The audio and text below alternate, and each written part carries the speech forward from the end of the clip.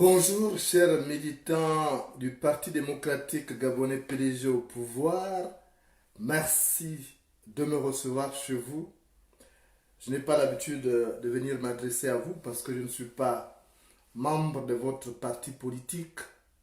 Mais je viens m'adresser à vous cette fois-ci en tant que citoyen gabonais, donc votre compatriote mu par cette volonté de sauver le Gabon des abîmes. Je viens vous demander une chose. Vous êtes Gabonais, tous autant que vous êtes. Alors, l'heure est grave. L'heure est grave. Il faut absolument une union sacrée. Une union sacrée pour sauver la patrie. Notre pays est en danger. Et vous n'avez pas d'autre choix que de faire preuve de patriotisme. Chacun de vous a des responsabilités dans la sphère décisionnelle de l'État. Et vous savez les secrets mieux que ceux qui n'y sont pas. Alors qu'il vous plaise, chers compatriotes, de mettre à ma disposition ces secrets. Parce que nous allons donner l'estocade fatale à ces régimes. Il n'y a que vous qui êtes membre de ces régimes pour nous donner cette force de nos coups fatals. Parce que le taureau qui décime le troupeau naît dans ces troupeaux. Le taureau qui décime le troupeau naît dans ces troupeaux. Donc, le Gabon ne nous appartient plus. Le Gabon est devenu la sous-préfecture du Maroc. Et les Marocains veulent tout nous arracher. Vous voyez même les Gabonais qui ont des sociétés de travaux publics ne reçoivent plus de marchés. Tout est confié aux Marocains. Sylvia Bongo, l'épouse d'Ali Bongo, fait du commerce. Elle exploite notre or et va le revendre très cher au Maroc et dans d'autres pays pendant que le peuple gabonais croupit dans la misère et le sous-développement. Cette situation ne peut plus durer parce que celui qui nourrit les chiens du voisin mécontente les siens. Celui qui nourrit les chiens du voisin mécontente les siens. L'heure est donc à une union sacrée au-delà de nos différences politiques. En ce moment, notre seul parti politique doit être le Gabon. Ce n'est pas le PDG. Ce n'est pas le Rassemblement national des Bicherons. Ce n'est pas le Rassemblement des démocrates. Notre parti politique doit être le Gabon. Parce que nous sommes envahis. Le Gabon est sous occupation. Le Gabon est sous occupation. Si on ne fait rien, on va perdre totalement le Gabon et on sera esclave sur notre propre sol. C'est inadmissible. Même nos ancêtres ne vont pas nous pardonner cette passivité. Donc, veuillez prendre conscience de la gravité de la situation. Nous sommes en train de perdre notre pays. Il faut que nous le récupérions avant qu'il ne soit trop tard. Les choix les plus importants doivent se faire avant le temps où l'expérience éclaire le jugement. Donc, ne restez plus taciturne. Vous croyez recevoir quoi? Qu'est-ce que vous allez recevoir de ces régimes obsolètes et corrompus? Vous voulez quoi? Que vos enfants soient malmenés demain quand vous ne serez plus là? Quand vous ne serez plus aux affaires? Vous aimeriez que vos enfants soient malmenés parce que vous êtes restés là silencieux, donc complices de ces régimes qui a détruit le Gabon? Donc, notre parti politique doit être le Gabon jusqu'à la libération de ces pays. Ce n'est pas une trahison. La trahison vient d'Ali Bongo. La trahison vient de Sylvia Bongo. Parce que ce sont eux qui ont inspiré des lois pour vendre le Gabon. Ce sont eux qui ont signé des partenariats avec les étrangers. Voilà, on se retrouve avec un Anglais au gouvernement. Je ne suis pas xénophobe. Mais le Gabon appartient d'abord aux Gabonais. Un Anglais ministre, en plus des eaux et forêts. Donc, un domaine très spirituel. Nos génies sont gardés dans ces forêts. Et on confie un département aussi sensible à un Anglais. Tout simplement parce que, dans les calculs de Sylvia Bongo, il fallait mettre un ministre qui va valider toutes les manœuvres mafieuses. L'extraction du bois, l'extraction de l'or. Tout ça, c'était calculé. Tout ce qui est fait en ce moment n'est pas de nature à garantir la survie du peuple gabonais. On va être spolié, on va être dépossédé, non seulement de notre identité, mais dépossédé de notre pays. Or, on n'a qu'un pays, on n'a pas un pays de l'échange. On n'a que le Gabon. Vous n'imaginez pas ce que ça fait quand vous vivez à l'extérieur. Parce qu'on vous rappelle chaque jour que vous n'êtes pas chez vous. Même un simple regard. Là où moi je vis, il n'y a pas de noir. Et quand je suis arrivé, On me regardait comme un extraterrestre tombé du ciel. On disait même, mais au fond, qu'est-ce que lui là vient faire ici, là où il n'y a pas de noir? Mais comme il faut tout faire pour s'habituer, j'ai fondu dans cette masse. Je me suis imposé. À tel point que ce sont eux-mêmes qui sont venus me chercher pour aller suivre le match de football avec eux. Mais malgré ça, il y a des regards concupiscents. Donc, notre pays est en danger.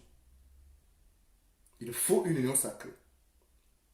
Vous devez tout faire pour m'envoyer des informations que vous connaissez là-bas. Parce qu'il n'y a que ça qui gêne ces gens. Nous n'avons pas d'armes. Mais on peut vaincre ces régimes. Je vous dis souvent que l'anus n'est pas le couteau, mais il coupe le caca. L'anus n'est pas le couteau, mais il coupe le caca. Rien qu'avec nos paroles, on va les déséquilibrer. Rien qu'avec nos paroles, on va les déstabiliser. Le type qu'on appelle Ali Bongo, son accident vasculaire cérébral, mais c'était dû à la pression populaire. Au sortir de 2016, de cette élection qu'il a tripatouillée, il y a eu une forte pression. Il ne pouvait pas en être autrement. Nous l'avons fragilisé aujourd'hui. Mais Sylvia veut imposer son fils. Ça, c'est inacceptable. Parce que le Gabon, c'est notre pays. Nos ancêtres ne vont pas nous pardonner ça. Que vous soyez pédégiste ou pas, vous êtes un soldat appelé à la libération de notre pays. Il est en danger. Les autres se battent pour la patrie. Parce que c'est sacré. On ne doit pas laisser des métèques venir nous spolier, nous déposséder de notre identité, nous déposséder de ce qu'il y a de plus cher. Donc la patrie, c'est inacceptable. Il faut que vous vous battiez.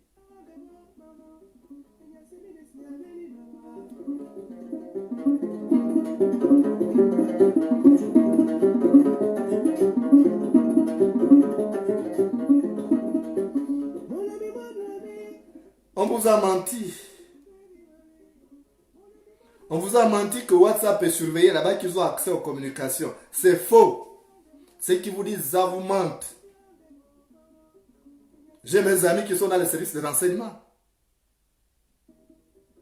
Ils m'envoient des informations par WhatsApp.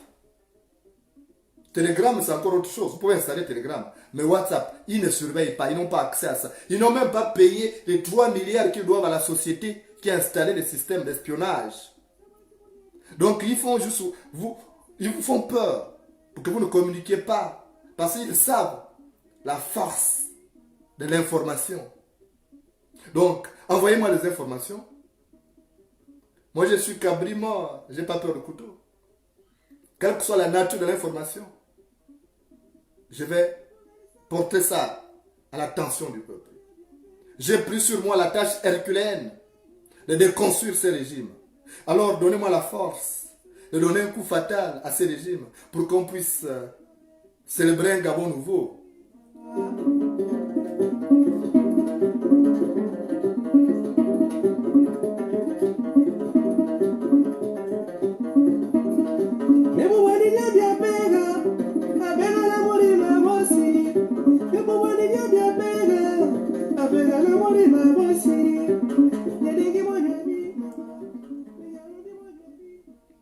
Vous avez tort.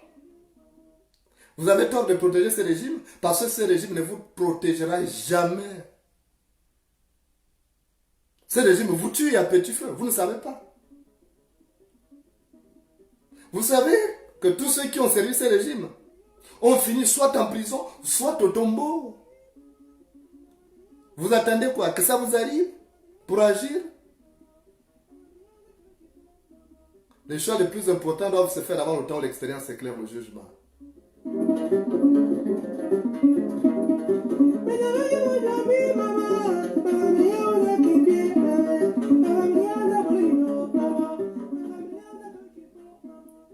Vous qui protégez ces régimes, est-ce que vous savez que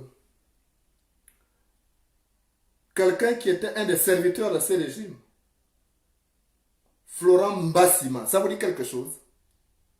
Florent Mbassima. Vous savez de quoi est-il mort? Florent Mbassima a été tué. Il a été tué par ce régime.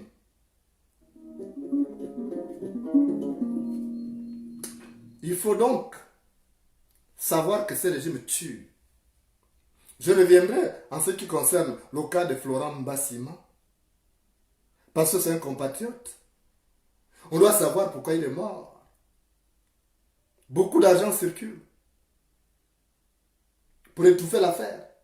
Mais chez moi, on n'étouffe pas. On n'étouffe pas la vérité. Je ferai peut-être un balcon spécial pour venir vous dire comment ça s'est passé et pourquoi.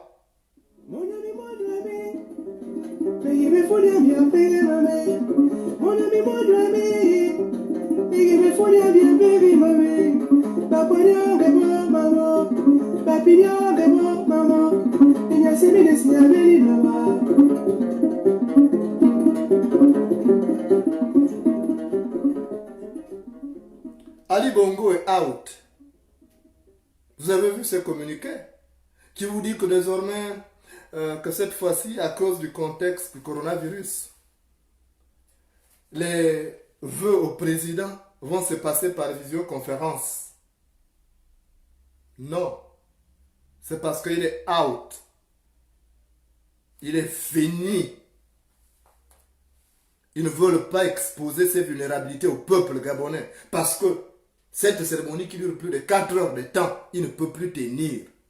Ali Bongo est out. Le coronavirus est un prétexte. On se sert du coronavirus pour masquer nos manquements. Ali Bongo est tombé à Riyad, en Arabie Saoudite, où il était en divagation. Il ne s'est pas totalement remis de sa maladie. On a caché sa mauvaise santé, mais aujourd'hui, ça expose au grand jour. Parce que si tu caches la hernie, ta démarche la révélera. Si tu caches la hernie, ta démarche la révélera.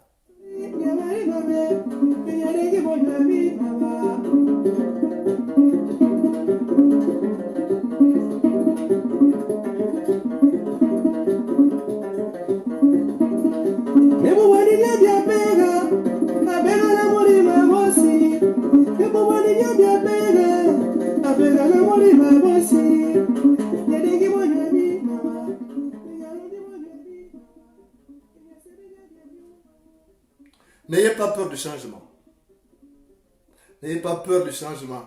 Le Gabon est notre pays. Quelle que soit votre implication dans ce qui s'est passé de mal dans ce pays, demain on sera obligé de reconstruire ce Gabon ensemble. Mais libérons d'abord ce pays. Débarrassons-nous d'abord de ces métèques qui ont pris possession de notre pays, même si nous ne nous aimons pas. Aimons au moins le Gabon qui est notre trait d'union. Parce que les chiens qui se battent entre eux s'unissent contre le loup. Alors, participez à donner l'information. Vous avez des enfants qui sont sur WhatsApp, vous avez des enfants qui sont sur Telegram, sur Facebook. Donnez-leur des grands dossiers, qu'ils me les envoient. Le numéro du balcon est là. C'est sécurisé, personne n'y a accès. Et personne ne saura que vous m'avez donné des informations par rapport à ce régime.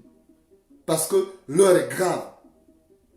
C'est maintenant qu'on doit se décider. Soit on laisse notre pays nous échapper, soit on le récupère totalement. Et nos amis les métèques, on leur dira, les problèmes des Gabonais se règlent d'abord par des Gabonais qui n'ont pas à foutre leur nez là-dedans. Parce que le chien n'est pas le bienvenu dans un jeu d'animaux à cornes.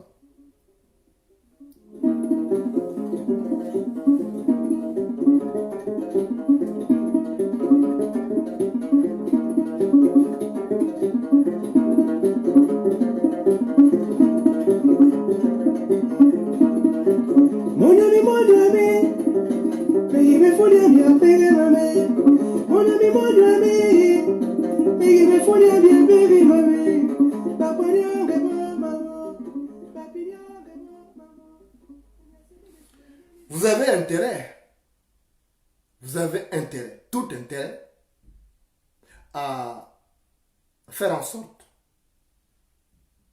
qu'on mette ce régime hors d'état de nuire.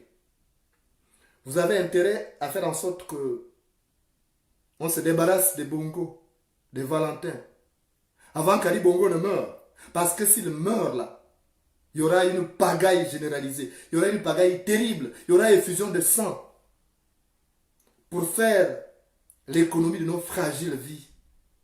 Accélérons la chute du régime Bongo.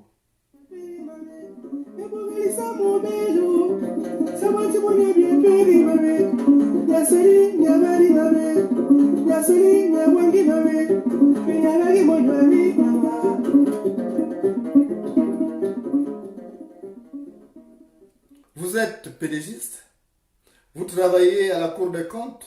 La Cour des comptes est chargée de regarder toutes les transactions mafieuses. C'est elle qui mène les enquêtes sur les grands dossiers de détournement des fonds, la gestion financière. La Cour des comptes a accès. Vous êtes là-bas. Envoyez-moi des informations sur les grands détournements. Ce que fait Sylvia Bongo, toute la mafia, tous les rastaquaires qui ont pris possession de notre pays. Vous savez tout ça. Les marchés qui sont donnés de gré à gré à ces Marocains et à d'autres métèques qui sont complices de ce système. Vous en savez quelque chose. Vous ne devez pas vous taire. Si vous restez silencieux, c'est mauvais pour le pays. Vous savez, celui qui reste silencieux au pied d'un arbre reçoit les excréments des oiseaux sur la tête. Celui qui reste silencieux au pied d'un arbre reçoit les excréments des oiseaux sur la tête.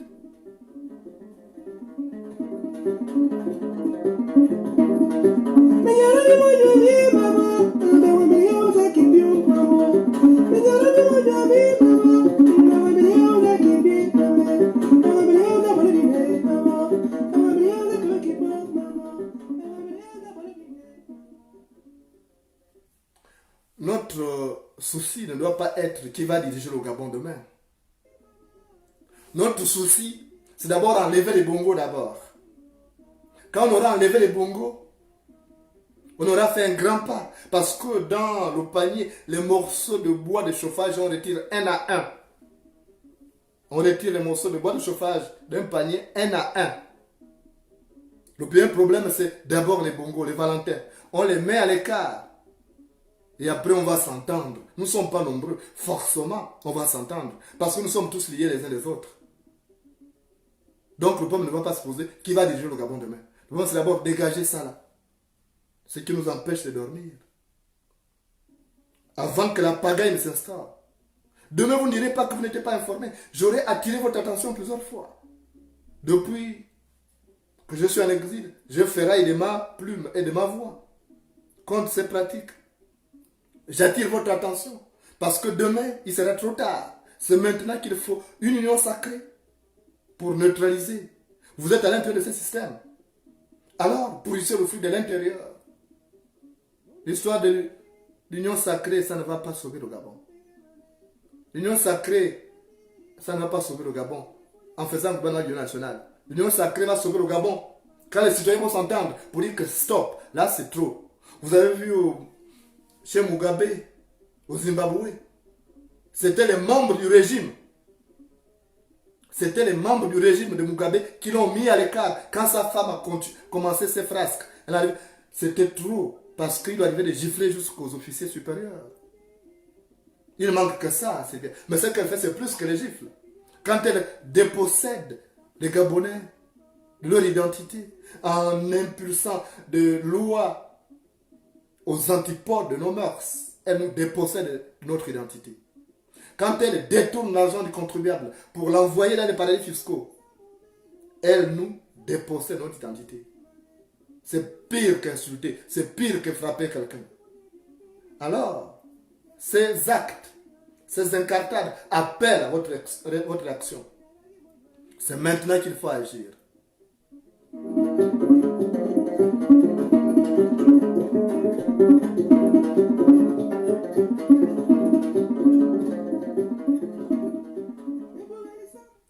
Vous êtes resté silencieux. Vous avez vu d'autres pédégistes. Alfred de Mabika est aujourd'hui en exil. Il était membre du Parti démocratique gabonais. Alfred Ndiabanda est aujourd'hui en exil. Il a même été interdit d'accéder au Gabon pour aller enterrer sa femme. Séraphin Mundunga, mon oncle, qui servait ce régime avec zèle, se trouve aujourd'hui en exil. Il a même perdu son identité, quelqu'un qui était puissant. Parce que quand la pluie te mouille, les crapauds se comparent à toi. Quand la pluie te mouille, les crapauds se comparent à toi. Donc, rien que ces quelques exemples suffisent à vous édifier sur la méchanceté. Brice Capuche Alianga, qui a permis au Bongo de conserver le pouvoir lorsqu'Ali Bongo est tombé malade à Riyad. Il se trouve aujourd'hui à Guantanamo, à 100 familles. Justin Dunangoy, Patricie Tanassa, ils sont nombreux, les gars de la GER. Parce que ce sont eux qui ont permis à ces régimes de rester debout sur ces guiboles lorsque le despote est tombé malade à Riyad en Arabie Saoudite. Vous avez vu la récompense? Donc, vous n'avez plus rester motus bouche cousue. Non. Votre attitude mutique n'aide pas le Gabon. Ce n'est pas patriotique de rester silencieux pendant que le pays va mal. Je comprends votre position, vous ne pouvez plus parler. Si vous ne pouvez pas parler, donnez la force à ceux qui sont investis de ces devoirs, de cette mission divine, de dénoncer et de déconstruire ce système dynamique, un système plutôt pyramidal, parce que c'est une sorte de pyramide. Il faut déconstruire ça. Si vous ne faites rien, nous tous on va en pâtir. D'abord par vous. Parce que si quelqu'un se couche, si quelqu'un pisse en étant couché, avant que quelqu'un d'autre ne soit mouillé, lui-même il sera trempé. Si quelqu'un pisse en étant couché, avant que quelqu'un d'autre ne soit mouillé, lui-même il sera trempé. Donc les premières victimes, c'est vous les pédégistes. Je ne parle pas avec passion. Vous connaissez mieux ce qui se passe là-bas. Vous souffrez. Vous souffrez de privations. Aujourd'hui, la galère touche tout le monde, même vous les pédégistes. Parce que l'argent n'est gardé par un petit club. L'argent n'est plus gardé par... tous les Gabonais ne bénéficient plus. Les richesses du Gabon profitent aux étrangers. Est-ce que comme ça c'est bien? Alors, faisons une union sacrée. Vous n'avez plus à vous taire, sachant que demain vous allez aussi prendre le chemin escarpé, l'exil, quand ça va aller mal. Donc il faut agir. Agir en donnant les informations que vous avez. Je suis un journaliste professionnel, vous connaissez mon professionnalisme. Je ne serai pas là pour trahir que c'est elle qui m'a donné. Vous pouvez les envoyer de manière anonyme. On doit donner. Cette période-là, c'est la période de la répétition générale avant la libération du pays. Entrons en répétition générale avant la libération du pays. Et la répétition, pendant cette répétition, les chants, ce sont les secrets à dénoncer. Ce sont les secrets à dénoncer pendant la répétition générale. C'est ça. Donc, vous avez mon WhatsApp pour envoyer des informations. Je me permettrai de le publier encore. Parce que ça fait des ordres. Ça fait des ordres. Ce qui se passe au Gabon. J'ai honte d'être Gabonais aujourd'hui. C'est devenu gênant. Parce que nous sommes devenus la risée du monde. Ce pays qui était le fleuron de l'Empire africain est devenu la risée. Parce qu'on a mis à la tête, à cause de notre égoïsme rampant, on a mis un gosse qui n'avait pas fini sa crise d'adolescence, Ali Bongo, alors qu'il n'avait ni l'étoffe, ni l'épaisseur présidentielle. Vous savez que même si le pénis de la gazelle grossit, on ne peut pas le donner à l'éléphant.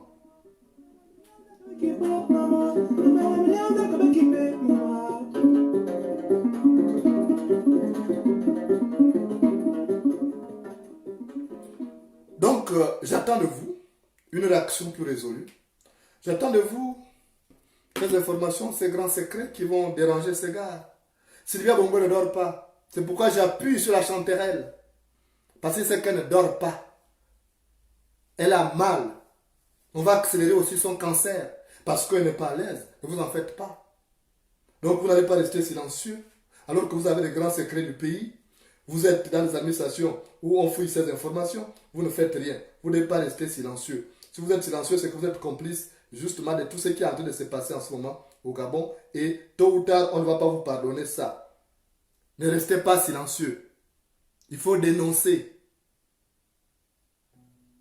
Je vais d'ailleurs vous raconter une histoire.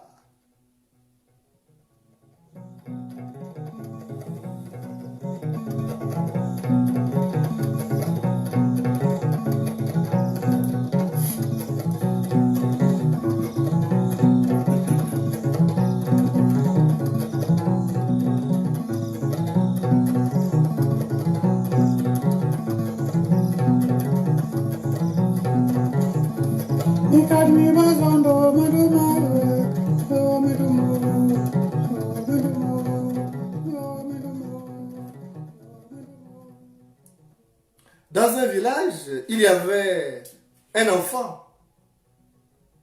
Il était encore gosse. Mais comme tout gosse s'appelait à grandir, il était curieux. Curieux de savoir comment se meut la vie ailleurs. Il avait envie d'apprendre la sagesse. Cet enfant s'appelait Mumbina. Un jour, Mumbina a décidé d'aller à la recherche de la sagesse. Il a emprunté un sentier. Il avait avec lui comme arme que sa fronde. Et c'est comme ça qu'il a marché pendant longtemps, transpirant à grosses gouttes. Et les efforts qu'il avait déployés ont fini par le vider de son énergie. Donc il s'est assis au pied d'un arbre. Mais il avait aussi faim. Il était ténaillé par la faim. Et c'est comme ça que Mumbina a dit, qu'est-ce que je vais manger, bon sang? Et l'air était là pour souffler par intermittence. Et la forêt était calme. Et soudain, il y avait un pigeon qui était perché sur l'arbre. Et le pigeon là s'est mis à chanter. Mumbina a dit, ah mais tiens, il y a quelque chose, il y a un pigeon là. Il a regardé. Et comme il était déjà un chasseur habile, il a tiré sur le pigeon. Le pigeon a été atteint, il est mort. Et c'est comme ça qu'il a levé les plumes. Il a rôti ça, il a mangé. Et après avoir mangé, il est resté là à réfléchir. Il a dit, mais tiens, j'étais là silencieux. Il n'y avait pas de bruit. Il m'a dit, mais si, il s'est dit, mais si le pigeon là était resté silencieux, je ne l'aurais pas vu. C'est parce que, tout simplement, il a parlé, il a chanté que moi je l'ai vu, je l'ai tué. Donc à partir d'aujourd'hui, je ne veux plus parler parce que la parole tue. Mumbina a conclu que la parole tue. Il a dit, je ne parle plus. Mais sauf qu'il devait subir une épreuve qui allait l'amener à parler. Parce que devant le danger, on ne se tait pas. Devant le danger, on ne se tait pas. C'est comme ça que Mumbina, quand il a fini de se reposer, il a repris son chemin. C'était un voyage un saut dans l'inconnu. Et il a croisé des femmes qui revenaient de la brousse. Et parmi ces femmes, il y avait les femmes du vieux d'Enzambi. Et les femmes là ont vu un garçon au corps frêle, Ils lui ont dit, mais toi tu vas où? Il n'a pas répondu parce qu'il avait décidé de ne plus parler, parce qu'il avait compris que la parole tue. Mais il avait oublié une chose, que le silence tue plus que la parole. Donc ils ont dit, mais pourquoi il ne parle pas? Donc les femmes ont conclu que c'était un sourd-muet. Ils ont dit, c'est un sourd-muet qui s'est égaré, alors on va l'amener. Ils l'ont amené sur nous. Et quand ils sont arrivés chez les Zambis, ils ont dit, voilà le sourd-muet qu'on a ramassé à mi-chemin, il était égaré, c'est un enfant. Il faut qu'on prenne soin de lui en attendant de retrouver ses parents. Et la nuit venue, le chef d'Enzambi, qui n'avait pas moins de 7 femmes, il avait la plus jeune qui avait un bébé. Et donc la nuit venue, vous voyez que c'est un garçon qui ne présentait pas un danger. Parce que c'était un adolescent qui ne pouvait pas avoir une forte pression au bas-ventre au contact de sa femme.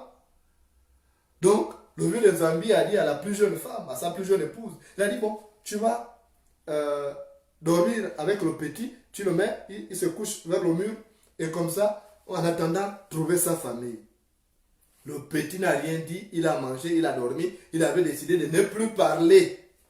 Sauf que la femme, la plus jeune femme du roi d'Enzambi avait un amant qui venait discrètement parce que le vieux d'Enzambi avait beaucoup de femmes. Donc, il avait un planning qu'il avait fait et qui faisait en sorte que la plus jeune était un peu frustrée parce qu'on consacrait du temps aux autres, on arrivait chez elle en retard. Donc, elle avait trouvé son petit bonobo dans le village. Et ce bonobo ne venait que tard dans la nuit. Et il était dans un autre village. Et de peur de se faire tuer par des forts, quand il venait, il avait son fusil avec lui. Ce jour-là, il est venu, il a trouvé que la femme, donc l'amante, avait un petit garçon qui dormait à côté d'elle, en dehors du fils, du bébé qui était là. Donc, ils se sont empêchés de faire les choses des grands. Et la femme de Denzambila a dit, non, il ne faut pas le suivre, c'est un sourd-muet, il n'entend rien. Donc, ils sont restés à parler, jusqu'à préparer des plans, pour dire, bon, il faut que tu quittes le vieux d'Enzambi, pour que tu viennes t'installer chez moi, je vais t'épouser, je t'aime, plus que ma mère. Et Mumbina était là, il écoutait tout ça, il ne disait rien. Et au petit matin, avant le lever du jour, le bonobo donc de la femme, de la 7e femme du roi d'Enzambi, a dit il faut partir, le jour va bientôt se lever. Et le monsieur dans la précipitation, il est parti, il a oublié son fusil. Il a oublié son fusil. Et à mi-chemin, il s'est souvenu qu'il avait oublié son fusil. C'est comme ça qu'il fait demi-tour. Quand il arrive, donc le fusil là était chargé. Et au moment de le récupérer, la femme tend le fusil et lui il attrape par la gâchette et ça déclenche, ça tue le bébé, le petit, donc du roi d'Enzambi, l'enfant meurt. Mumbila sursaute. Et lui il fouille, il dit vas-y avant que mon mari ne vienne te retrouver. Je vais dire que c'est le sourd-muet là qui a tué le bébé. Donc il est parti. Et quand le roi d'Enzambi, à la suite de la détonation, est venu s'enquérir de la situation, il s'est rendu compte que son bébé avait été tué, alors qu'il n'y avait pas de fusil dans la chambre. C'est comme ça que la femme du vieux d'Enzambi va dire que c'est le sourd-muet là. Celui qui a tué, parce qu'elle ne voulait pas qu'on sache que c'était son bonobo, son amant. Donc on va accuser le sourd-muet. Et c'est comme ça que le sourd-muet va donc rester là. Et on dit c'est toi qui as tué le bébé du roi d'Enzambi, tu vas être pendu. Et on l'amène à la guillotine. Mais le dernier instinct de survie va amener Mumbina à retrouver la parole. Lui qui avait pourtant dit que je ne dois plus parler parce que la parole tue. Il s'est brusquement souvenu que la parole sauve. Il a dit, roi d'Enzambi, je vais vous dire la vérité. Je ne suis pas muet, je ne suis pas sourd-muet. Je constate seulement que la vie est bizarre. Maintenant, je veux parler comme vous voulez me tuer. Ce n'est pas moi qui ai tué l'enfant. Je n'ai pas de fusil. Je n'ai que la fronde que vous voyez là. Est-ce que la fronde peut tuer? Vous ne voyez pas que le trou que l'enfant a au niveau du cou, où il a reçu la balle, ce n'est pas un trou de fronde? La réalité, c'est quoi? C'est que ta femme là a un amant. Il est venu la nuit avec son fusil. Ils sont restés la nuit là, ils s'embrassaient même, mais ils n'ont pas fait de mauvaises choses parce que j'étais là. Ils pensaient que je n'entendais pas. J'ai fait semblant de dormir. Donc ce n'est pas moi. C'est l'amant de ta femme. Elle a tué le bébé peut-être parce qu'après elle va récupérer la femme parce que j'ai entendu justement dans ses plans qu'ils allaient se retrouver ensemble. Le gars disait qu'il l'aimait plus que sa mère. Donc c'est pas moi. Vous allez me tuer pour rien. Et on a examiné le corps. On s'est rendu compte qu'il y avait des balles, l'impact des balles sur le corps. C'est comme ça que la parole a sauvé Mumbina. Si Mumbina était resté silencieux comme vous, Mumbina aurait été guillotiné. S'il était resté silencieux, il serait passé à la guillotine et c'était fini pour lui. Alors, mes chers compatriotes, membres du Parti démocratique gabonais, quand on est en danger, on ne se tait pas. Il faut retrouver la parole comme Mumbina l'avait retrouvée pour dire tous les grands secrets du pays parce que l'heure est grave. C'est notre pays, on ne doit pas accepter ça. Vous avez vu que l'instinct de survie a amené Mumbina à parler, lui qui avait pensé que la parole tuait. Mais il s'est même rendu compte que c'était le mutisme qui tue. Le silence tue plus que la parole. Alors, je vous donne la parole. Vous avez donc mon numéro de téléphone pour m'envoyer des informations croustillantes sur ces pays parce qu'on doit passer à une autre phase. C'est en donnant des informations qu'on va déconstruire ce système et qu'on va bâtir un Gabon nouveau. Comme vous le savez, quand on va enterrer un mort, on piétine les vieilles tombes. Quand on va enterrer un mort, on piétine les vieilles tombes. Merci de m'avoir reçu chez vous. J'espère que vous ferez preuve de patriotisme parce que notre pays est en danger. C'est important. Ou c'est eux, ou c'est nous. Et on doit décider. On ne doit plus attendre. Voilà ce que je suis venu vous dire aujourd'hui. J'espère que vous m'avez saisi et que on va se retrouver bientôt dans un Gabon nouveau.